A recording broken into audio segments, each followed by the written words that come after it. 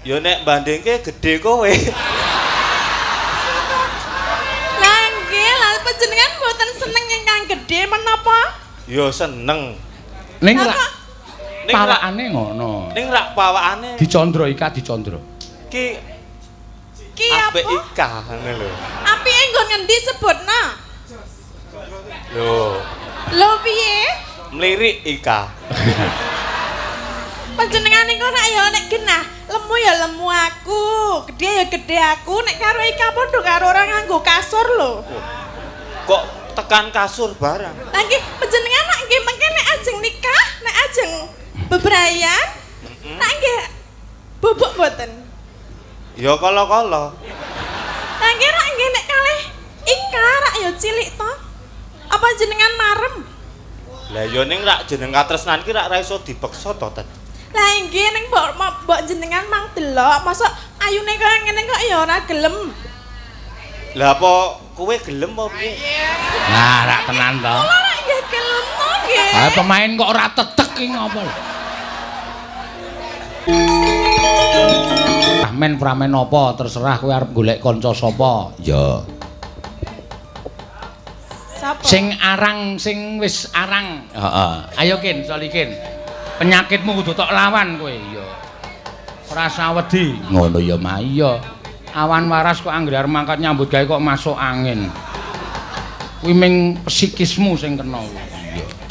Kuwi cara berpikirmu sing kena kuwi. Pundi, Pak? Heh? Pundi? Kono kok pundi apa to? Lah wau tuturine wonten permen wonten. Heh? Wonten permen wonten. Pramen. Oh, permen. Oh, ya wis. Sing lara iki kupinge barang. Ya ora apa-apa. Karo Tatin. Iki suradane kula ya, Pak. Apa? Surada. Sutradara. Nggih niku. Sutradarane aku ora surada ora. Nggih. Ya, sutradarane aku. Nggih. Ya. Kowe arep dadi apa? Kula sik digandrung. Oh iya. Ora kowe gandrung. Ah, mboten mawon. Ya sing digandrung kok terus tadi nembang sinom nyamat panjaluke kuwi. Ya. Ya, nek kowe arep kepengin digandrung ya kowe dapukane sing mayar wae ora usah dadak sing werna-werna. Ya. Kowe Den Mas Broto tatin seminten wis kaya biasane wae. Ya. Lakon liyane apa ora ana. Angel no, angel. Ya. Sing apal lagi kuwi engko ndamel aku barang bingung. Ya, monggo. Ya, tutuk tutuk tutuk tutuk.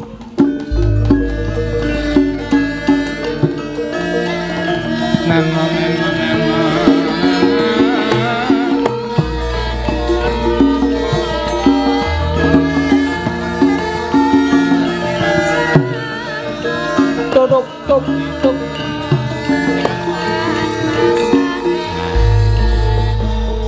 Ten Mas, Piye? kok piye? Apa jenengan ki gagap to, Den Mas? Ora. Ora jarene panjenengan lara napa to? Ora lara aku. Nah. Lah? Janipun kenging menapa? Ya mung apa, Pak?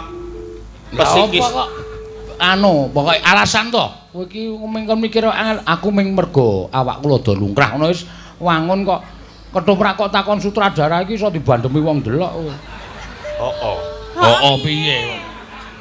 Panjenengan kira menapa to, Den Mas? Aku kira ngopo-ngopo. Ora ngopo-ngopo kok kula mireng kabar menawi panjenengan menika nembe sakit. Kuwi rak mung kabar sing kabur. Berarti jenengan sehat nggih? Sehat walafiat. Oh nggih, alhamdulillah menawi panjenengan nika sehat.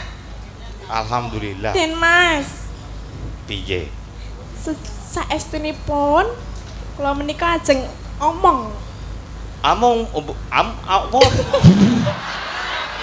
Panjenengan ngapa lho kok gagap terus? Omong ngono kok omong piye? Omong. Angsal Oleh. kula ajeng bloko kalian panjenengan ning mbok nyaket mriki. Ayo iki rak wis cerak to. Lah kene kan kurang caket. Piye? Saestunipun kula aku isin ya arek ngomong.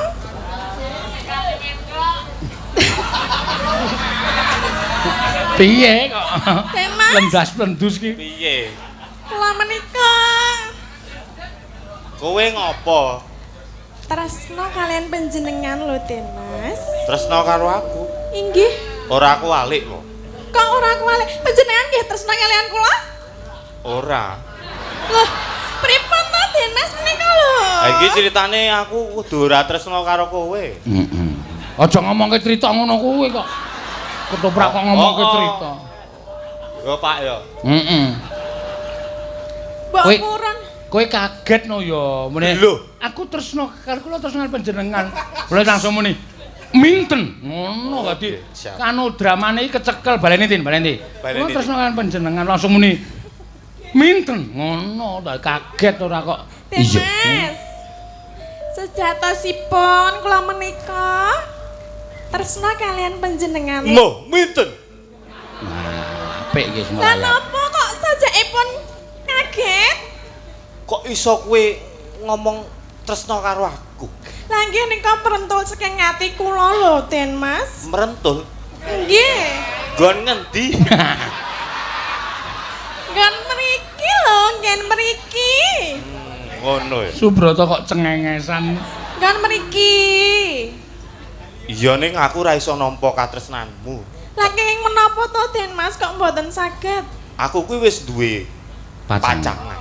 Aku kuwi wis tresno karo sawijining wanita. Sinten? Ika.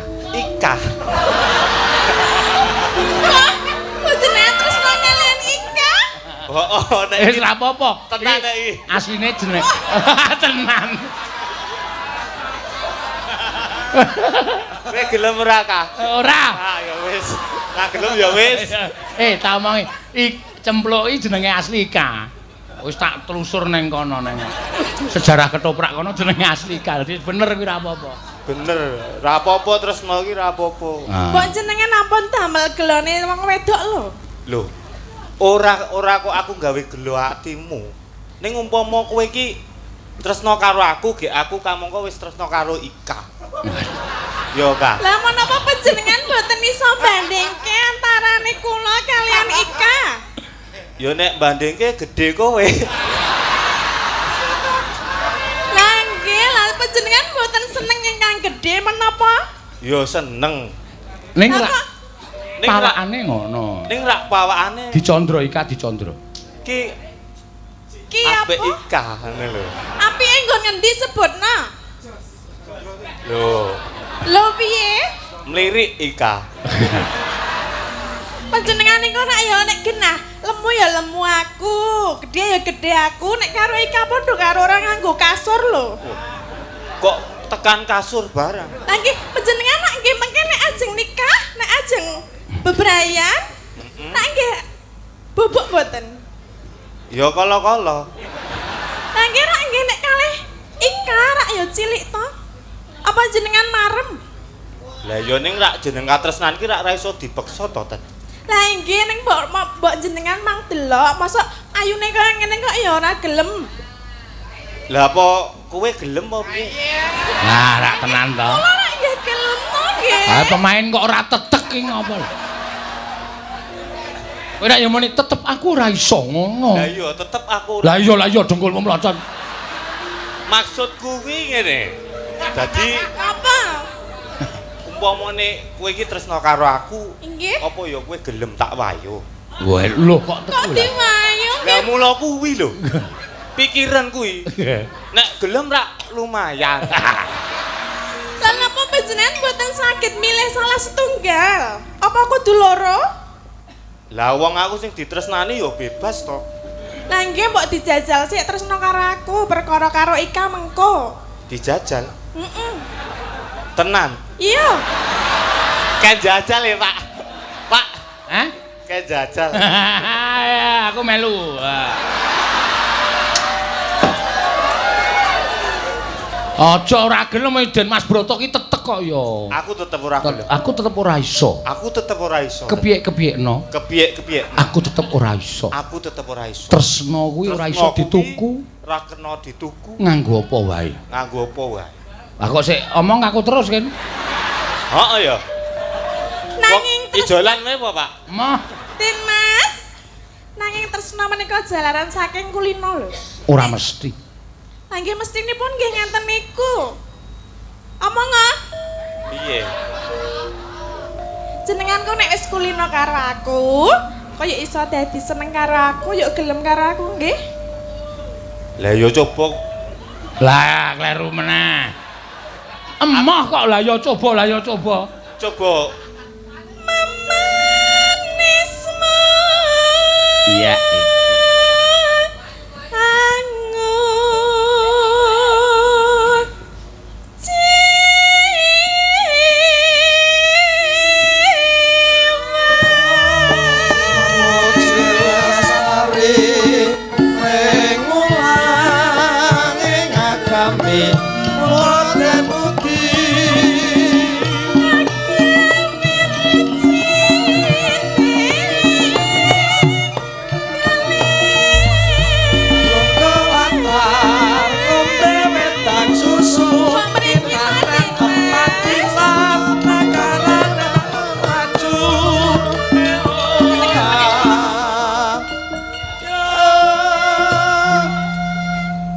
Jeneng wong ora tresno ki ya biak-biakno tetep ora gelem. Lah ning kula tresno kalian panjenengan lho. Ya engko umpamane ora dadi piye? Ora dadi ya didadekke. Umpamane kowe tresno to? Heeh. Ning aku ora. Terus umpamane Kok mengumpama terus to ya. oh to iki. Kok ora ana jluntrunge to? Lah panjenengan engko mbok dirasake, didelok dhisik. Delokan raiku, delokan wujudku. Kurang apa? Kok ora kurang? Lah kene kok mboten tresna kalian kula sebabe napa? Nek mung sebabe Ika, mbok Ika dilalekke dhisik. Ayo to, mbok dijajal dhisik to. Ora, aku ora iso napa. Jenengan ki wong urung jajal kok wis muni ora iso mbok. Iki ora geret-geret ngene iki kejaba nek sing geret ki Ika. Waduh. Lah kok kenapa Ika ora ono nang kene sing ono aku. Ana ning bayanganku. Wah. Apa iso ming bayang ketok iso? Ming karo bayangan iso? Iso, aku kulino mbayang.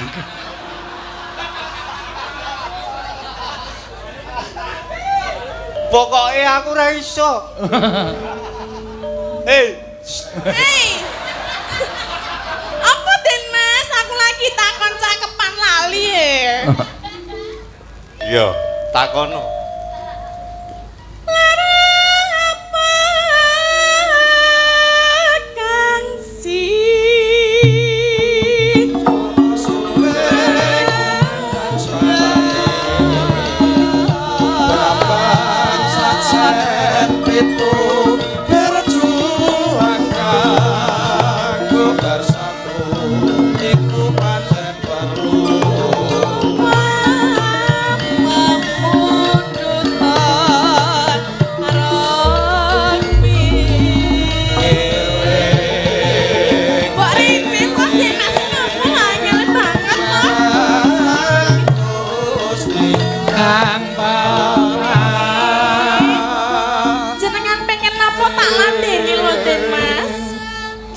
Sampun dahar dereng.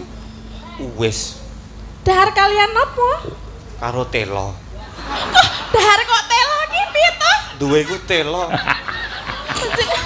Jenengan gadah telo? Duwe. Kula mbok nyuwun. Nyo.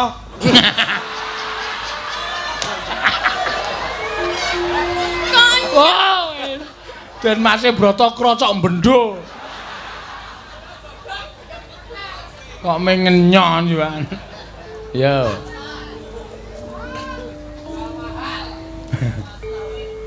Apa-apa manut aku. Lah wong kowe iki nembang ora hafal to. Paratamtu taktu.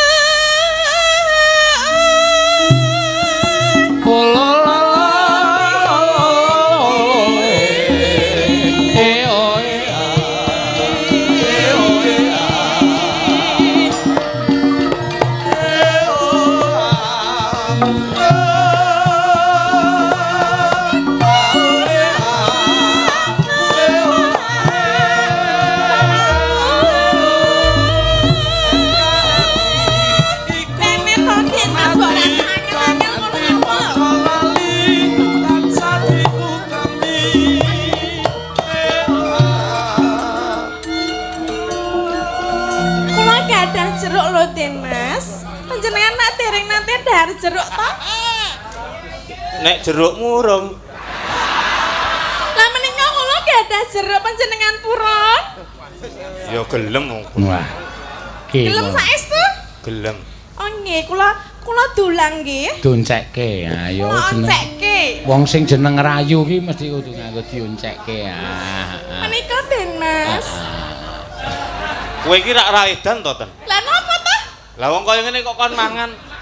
Oh kleru kulit, lah niku kleru kok nggih. Gene kowe iki nglamur. Panjenengan kok ngoneknya aku lamur. Lah kulit kok kon mangan iki pot. Lah jenengan doyan boten? Ha ora doyan nek kulit. Berarti kula mawon. Heeh, Jenengan niku mbok ampun ngaten niku to. Den manek jen niate seneng mbok ya seneng. Ana mbok beda karo cah wadon ngono kuwi. Aku ki ora mbeda ning aku ki rak wis ngomong to mau nek aku ki ra tresno karo. Apa blas sithik-sithik ora duwe rasa seneng karo aku? Ya ana nek kowe iki gelem tak wayuh to wong aku wis duwe ikah. Ayo aja diwayo, mbok milih salah siji. Ora iso milih aku. Tenan? Tenan. Tak perkosa lho kowe. Lho. Ya nyoh.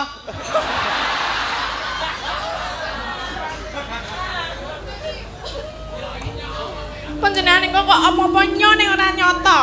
Omong tok. Ya coba diteruske. Mama tanpa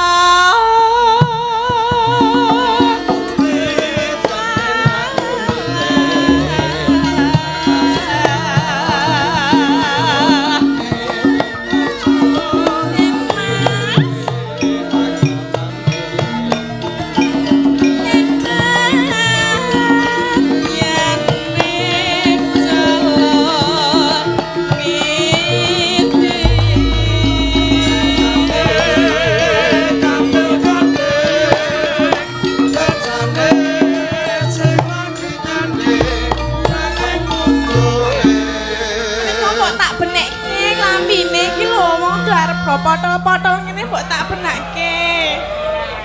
Kok meneng wae ngopo? Ha seneng. Seneng. Iki lho potol tenan lho. Apa niate aja arep dibuka-buka ngene iki? Ora kok. Kualik iki lho, kualik.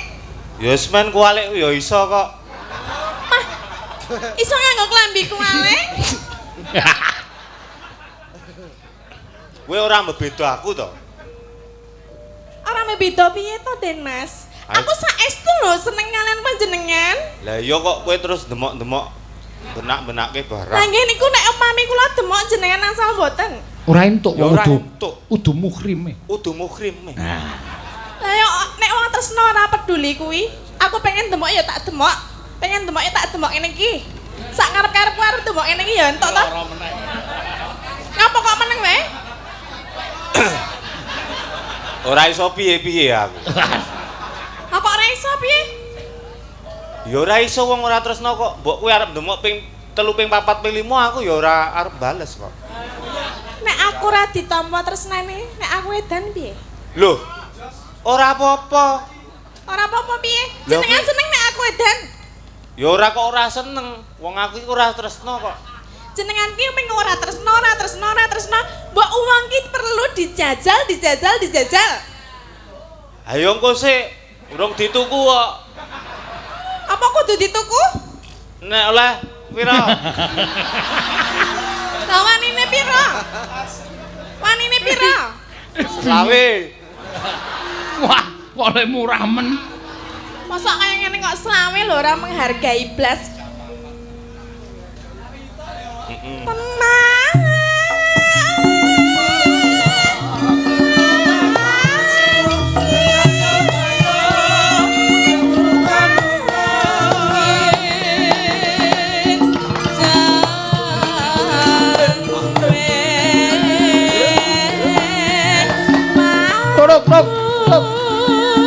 Korok.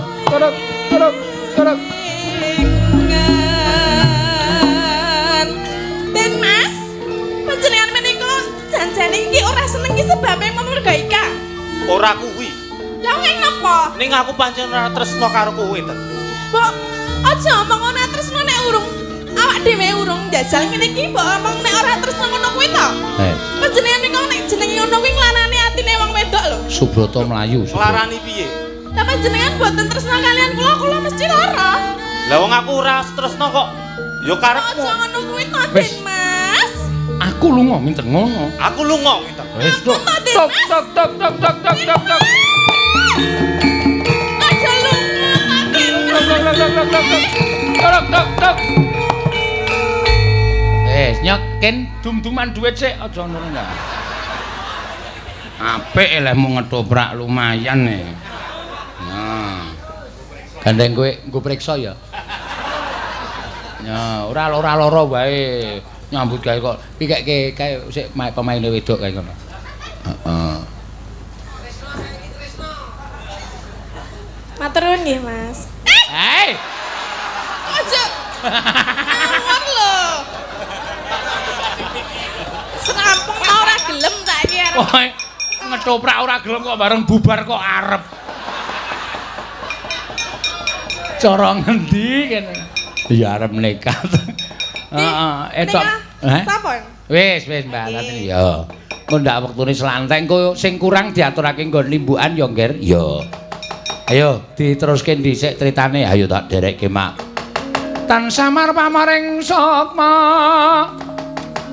Sinukmaya winayu ing asepe sumimpen telenging kalbu. Pambukaning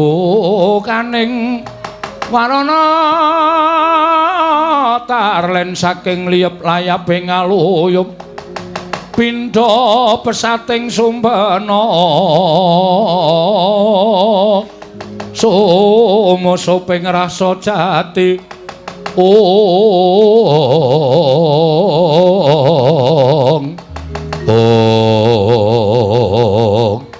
ora ta kaya nata Mandura Prabu Baladewa miwah Raden Werkudara ngawi sangganing para putra pating bleber pating saka tirta mludakaning garatan.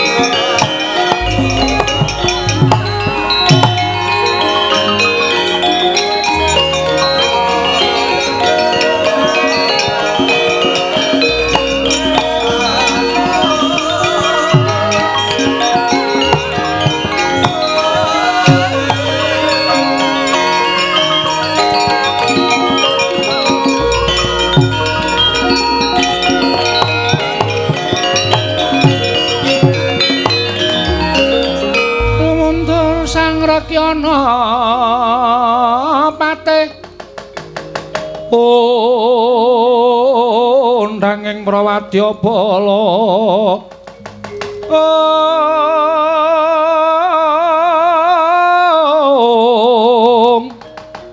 Poksur tambur myang suling pepandhen dalutak miwa bandira kakandha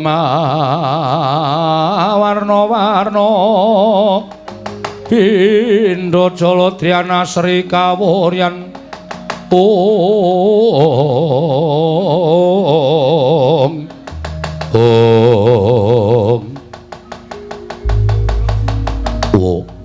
ingkang putra ing pringgondhanipun Gatotkaca semadhung dawuh wonten paridamel menapa dening Paduka Prabu Ngawi sangganing para putra ing Jodiwati Rama Kyai kula ngaturaken bekti kula kunjuk ya Gatut ndak tampa Yo Gatotkaca ndak tampa.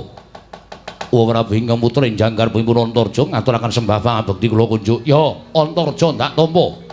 Rama Kyai sembah kula. Yo Antarja ndak tampa. Pakde aku ngaturke bekti aku katur ya Pakde. Yo Antasena tak tampa. Aku ngaturke bekti ya Pak. Yo Cahedan tak tampa. Wonten paridamel menapa dari Paduka Kanjeng Prabing Mandura ngawi sangganing para putra ing Jodipati. Gatotkaca wonten timbalan. Antarja wonten timbalan. Antasena piye Pakde? Wektu dina iki kowe tak awe tak caketake sowanmu ning ngersaning wakmu ing Mandura. Ingkang wigati aku njaluk tulung karo anak-anak Jodipati anake Werkudara. Supaya goleki Panakawan Ngamarta, siji Petruk, loro Bagong. Ingkang wigati Petruk karo Bagong kudu bali marang Karangkadempel. Yen Petruk karo Bagong ora bali marang Karangkadempel, kowe tak paringi Purbawasesa Mulasara kelawan Panakawan sakarone mau. Liripun kados pundi Paduka Kanjeng Prabu paring dawuh mekaten. Dasaripun menapa wae dene kula kedah mentala dhateng Petruk kaliyan Bagong. Sik Pakde. Sebabe apa kok nganti Pakde dawuh kaya mengkono? Ngerti yo? Sowane wong tuamu Mandura ning negara Ngamarta nderekake kelawan awakmu ing Ndarawati. Ndarawati ketaman pegebluk. Monggo bisa ana waluya nirmala temajati yen to tinumbalan pustaka Jamus Limasada. Nalika semana Werkudara Janaka Nukula wis padha mathuk lan sarujuk yen to pustaka Jamus Limasada diasta dening Kyai Kresna. Ya mung Sedewa ingkang ora mathuk. Wekasan dina samengko Sedewa ditundhung karo bapakmu ya kuwi Si Werkudara lunga saka negara Ngamarta. Lungane Sedewa pusaka diasta dening Kyai Kresna dumadakan babak anglayani jujulan usuli. Soane Petruk karo Bagong ngandhake yen Semar loro. Monggo Semar njaluk usada sarana Pandhawa kinen rawuh ana ing Karangkadempel 5 cacahe. Ning Pandhawa gotang merga lungane Sedewa. Nalika semana Kyai Prabu Darmaji paring dawuh yen lungane Sedewa ditundhung karo Werkudara. Werkudara anane nundhung lawan Sedewa merga nalika semana tak sambati. Merga Sedewa ndakwa yen to Kyai Kresna kuwi panjalmaning mungsuh ingkang bakal gawe ringking para Pandhawa. Lah kok Petruk karo Bagong wani karo aku wani karo Werkudara. Bapakmu ditantang karo Petruk, aku ditantang karo Bagong. Mula wektu dina iki Petruk karo Bagong wis ora ana pangapura maneh. Yen pancen Panakawan kuwi isih wani karo bendarane, ora pantes yen to suwita nang negara Ngamarta. Aku ingkang mutusi Petruk karo Bagong yen pancen ora gelem bali, tawaningi Purbawasesa Petruk karo Bagong singkirna, yen perlu rudha paripeksa. Mangkat to karo kaca. Gosik Kang, aja mangkat sik Kang.